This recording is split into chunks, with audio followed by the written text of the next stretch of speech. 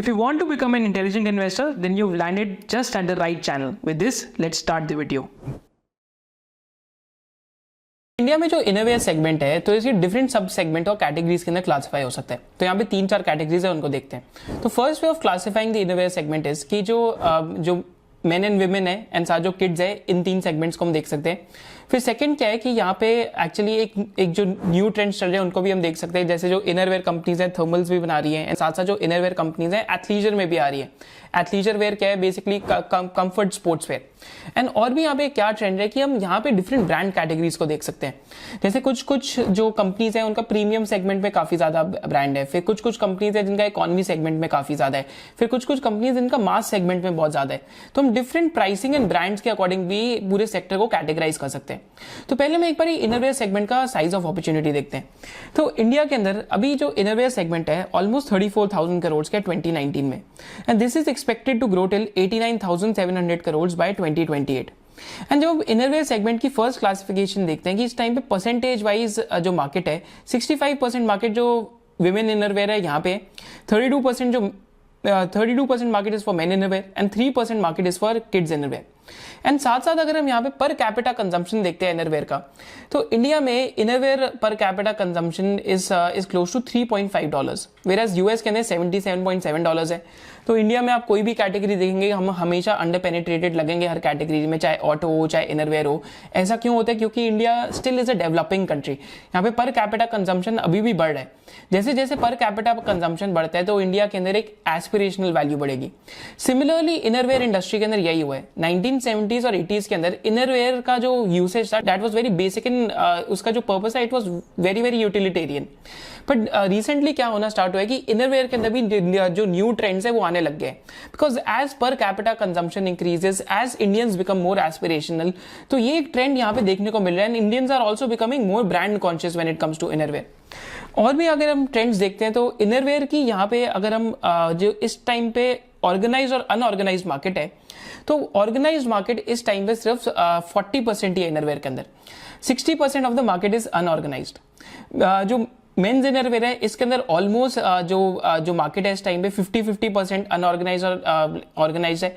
With जो women's innerwear है यहाँ पे अभी भी 80% of the market is unorganised and 20% of the market is organised. So जो विमेन इनरवेयर है यहाँ पे साइज ऑफ अपॉर्चुनिटी और भी बड़ा है। बट जो इसके सेगमेंट में प्रॉब्लम क्या आती है विमेन इनरवेयर में कि इसके यूज काफी ज्यादा है, माने डिफरेंट टाइप्स ऑफ साइजेस या जो डिफरेंट टाइप्स ऑफ प्रोडक्ट्स काफी ज्यादा हो जाते हैं, डिफरेंट टाइप्स ऑफ कलर्स काफी ज्यादा हो जाते हैं। तो इस वजह से कंपनीज इसको क्रैक नहीं कर पा रही, क्योंकि आपका इन्वेंट्री टर्न काफी ज्यादा घट जाता है। क्योंकि अगर आपने बहुत सारे टाइप्स के SKUs रख लिए, बहुत सारे टाइप्स के साइजेस एंड कलर्स रख लिए, तो होता क्या है कि आपके पास इन्वेंट्री काफी ज्यादा हो जाती है। तो जो कंपनी इस चैलेंज से डील कर सकती है उसके लिए I think size of opportunity एक बहुत बड़ी अनलॉक हो जाती है। एंड वीडियो में हम देखेंगे कौन सी कंपनी ऐसा कर रही है इस टाइम पे। इनरवेयर के अंदर अगर हम शॉपिंग फ्रीक्वेंसी देखते हैं तो ऑलमोस्ट जो शॉपिंग फ्रीक्वेंसी है 3 times अ ईयर है, माने ऑन एन एवरेज एक इंडियन ऑलमोस्ट 3 times जो इनरवेयर है साल में परचेज करेंगे। तो यहाँ पे ये तो शॉपिंग फ्रीक्वेंसी एंड एक्चुअली आपको आइडिया देता है कि कितना रिपीट परचेज है इंडस्ट्री के अंदर, कि क्या एक एन्युटी टाइप इंडस्ट्री है कि आपका रिपीट परचेज ज्यादा है। एंड एक और भी इंटरेस्टिंग एस्पेक्ट क्या है इस इंडस्ट्री बारे में कि अगर आप एक इनरवेयर का ब्रांड चूज कर लेते हैं तो आप उसी ब्रांड के साथ रहते हैं, तो एक स्टिकी प्रोडक्ट है 3 times अ ईयर आपकी ऑलमोस्ट शॉपिंग है।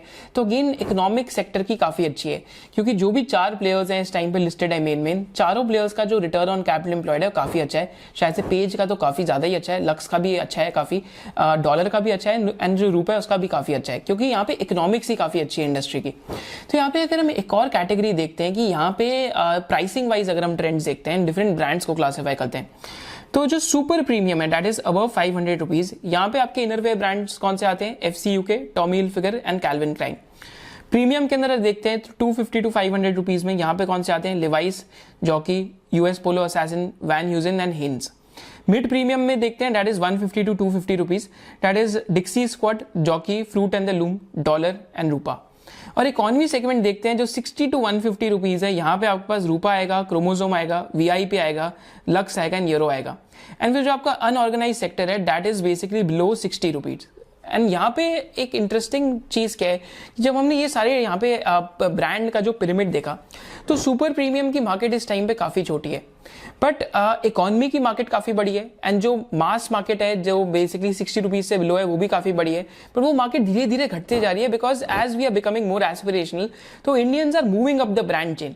तो कंपनीज को अपना ब्रांड आर्किटेक्चर राइट करना काफ़ी ज़रूरी है। ब्रांड आर्किटेक्चर का क्या मतलब है, अगर आप कंज्यूमर कंपनीज एनालाइज करते हैं तो ब्रांड आर्किटेक्चर का ये मतलब है कि एक कंज्यूमर के दिमाग में ये होना चाहिए कि आपका जो ब्रांड है, आपके ब्रांड का एसोसिएशन कोई इकोनॉमी या चीप सेगमेंट से ना हो, अगर आपके एस्पिरेशंस प्रीमियम के अंदर आके सेल करने का है। क्योंकि सुपर प्रीमियम सेगमेंट तो बहुत छोटा है साइज में, प्रीमियम सेगमेंट काफी फास्ट ग्रो कर रहा है इस टाइम पे, एंड प्रीमियम के साथ साथ जो mid premium and economy segment है यहाँ पे भी बहुत फास्ट ग्रोथ आ रही है। तो की ट्रेंड्स क्या है जो इस इंडस्ट्री को ड्राइव कर रहे हैं? First is basically emergence of purpose specific innerwear, that is sporty, casual, fashionable, widening the market. Second is increasing income levels and increasing spending power. Third is growing urbanization. Fourth is growth in penetration of organized retail. मैंने आपको पहले भी बताया था almost 60% unorganised market है। फिर fourth क्या आपका changing fashion trends, and last क्या है कि increasing penetration of electronic media leading to branded products. So these are some of the trends that are happening in the industry. तो ये तो हमने इनरवेयर की बात करी। अब इनरवेयर के साथ साथ जो इनरवेयर कंपनीज हैं थर्मल्स भी बना रही हैं, थर्मल्स के साथ साथ जो एथलीजर वेयर है वो भी इस टाइम पे बेच रही हैं। तो एथलीजर एंड इनरवेयर का यहाँ पे क्या कनेक्शन है कि अगर आपका कोई एक्सक्लूसिव ब्रांड आउटलेट है तो यहाँ पे एमबीओज होते हैं और ईबीओज होते हैं। तो एमबीओ क्या होते हैं कि अगर आप किसी दुकान में गए वहां पे डिफरेंट टाइप्स ऑफ ब्रांड्स के आपको कपड़े मिल रहे हैं तो वो एमबीओ हो गया। ईबीओ का एग्जांपल क्या होगा, अगर आप सिर्फ जॉकी के स्टोर पे जाते हैं तो आपको वहां पे सिर्फ जॉकी के प्रोडक्ट्स मिलेंगे, अगर आप नाइकी के स्टोर पे जाते हैं तो सिर्फ नाइकी के प्रोडक्ट्स मिलेंगे। So that is an example of an EBO. तो यहाँ पे जो एक्सक्लूसिव ब्रांड आउटलेट्स हैं तो यहाँ पे एथलीजर का ग्रोथ काफी हो रहा है। एथलीजर का ईबीओज के अंदर काफी एक्सपोजर रहता है। तो एथलीजर वेयर के अंदर हम देखते हैं तो क्या ग्रोथ चल रही है इस टाइम पे। तो इंडिया और चाइना का अगर हम कंपैरिजन देखते हैं पर कैपिटा एथलीजर का स्पेंड, तो चाइना के अंदर सिर्फ ऑलमोस्ट $1751 के आसपास जो जीडीपी थी उस टाइम पे एथलीजर मार्केट चाइना के अंदर ऑलमोस्ट क्लोज टू $3.1 बिलियन की थी, जो आज ग्रो के $82 बिलियन की हो गई है क्योंकि जीडीपी पर कैपिटा $15,855 की है। इंडिया के अंदर आज एथलीजर का मार्केट $2.6 बिलियन का है, जो नेक्स्ट 5 ईयर्स के अंदर डबल होकर $5.4 बिलियन का हो जाएगा। एंड यहाँ पे साथ साथ अगर हम एथलीजर के अंदर जो अपैरल एंड फुटवेयर को देखते हैं, इग्नोरिंग फुटवेयर, जो अगर हम सिर्फ अपैरल को देखते हैं तो अपैरल का जो मार्केट है इस टाइम पे 3750 करोड़ में 2015 में था, जो 15% CAGR पे ग्रो करके 7500 करोड़ पे आया है, जो इट इज एक्सपेक्टेड कि 2025 तक 16,125 करोड़ तक आ जाएगा। तो ब्रॉड लेवल पे अगर हम इंडस्ट्री का व्यू पॉइंट लेते हैं तो सारी कंपनीज एथलीजर में क्यों आ रही है जो प्रोड्यूस करती है इनरवेयर। एक तो आपका डिस्ट्रीब्यूशन चैनल भी सेम है, साथ साथ आप ईबीओज भी सेटअप कर रहे हैं, एंड थर्डली मार्केट 15-16% CAGR पे ग्रो कर रही है, and it is one of the fastest growing industries that is there in India right now. चल एक इनरवेयर कंपनी को क्या चीज सक्सेसफुल बनाती है कि एक इनरवेयर कंपनी में ग्रोथ क्यों आती है, तो ये इसके 4 ही मेजर रीजन है। फर्स्ट मेजर रीजन क्या है, इंक्रीजिंग टच पॉइंट्स, कि आपके जो डिस्ट्रीब्यूटर एंड रिटेलर्स हैं उनका नंबर इंक्रीज हो रहे हैं, आपके जो ईबीओज हैं वो इंक्रीज हो रहे हैं। सेकंड मेजर रीजन क्या है कि आपका प्रोडक्ट पोर्टफोलियो प्रीमियमाइज हो रहा है, माने आप अपने प्रोडक्ट का जो एवरेज सेलिंग प्राइस है वो बढ़ा रहे हैं more and more premium products introduce करके। तो ये जो 4 की पॉइंट्स हैं इनको आप जरूर याद रखना, because these are the reality of industry and maps of reality when it comes to this industry. कि अगर आप इस इंडस्ट्री को एनालाइज कर रहे हैं तो आपको इन 4 पॉइंट्स को देखना पड़ेगा कि कोई कंपनी इन पे स्केल कर रही है नहीं कर रही। तो सेकंड की पॉइंट वॉज कि कंपनी प्रीमियमाइज कर रही है प्रोडक्ट पोर्टफोलियो क्या नहीं कर रही। थर्ड की पॉइंट इज वेदर कंपनी की जो एडवर्टाइजिंग है इफेक्टिव है नहीं है, तो A&P स्पेंड्स को देखेंगे। एंड फोर्थ की पॉइंट इज कि क्या इंक्रीजिंग एवरेज सेलिंग प्राइस है या नहीं है, एंड इसके साथ साथ कि कैटेगरी एक्सपेंशन आप सक्सेसफुली कर पा रहे हो नहीं कर पा रहे। जैसे लक्स के केस में देखेंगे तो लक्स ने जो विमेन लेगिंग्स है उसमें एक ब्रांड बनाया by the name of Lyra and successfully category expand कर दी। जॉकी के अंदर देखेंगे तो जॉकी एथलीजर के अंदर आया, जो इनरवेयर है उसके अंदर था both men's and women, and साथ साथ जॉकी जो एक और कैटेगरी है दैट इज किड्स की कैटेगरी के अंदर सक्सेसफुली स्केल कर पा रहे हैं। सो अगेन क्या आप सक्सेसफुली कैटेगरी को क्या स्केल कर सकते हैं नहीं कर सकते। एक और एग्जांपल है जॉकी का ही कि आप पहले टियर 1 में प्रेजेंट थे, टियर 1 टियर 2 सिटीज में, अब आप टियर 3 एंड टियर 4 में भी जाके स्टोर्स लगा रहे हैं, तो इसका मतलब क्या है कि इंक्रीजिंग टच पॉइंट्स हो रहे हैं इस टाइम पे।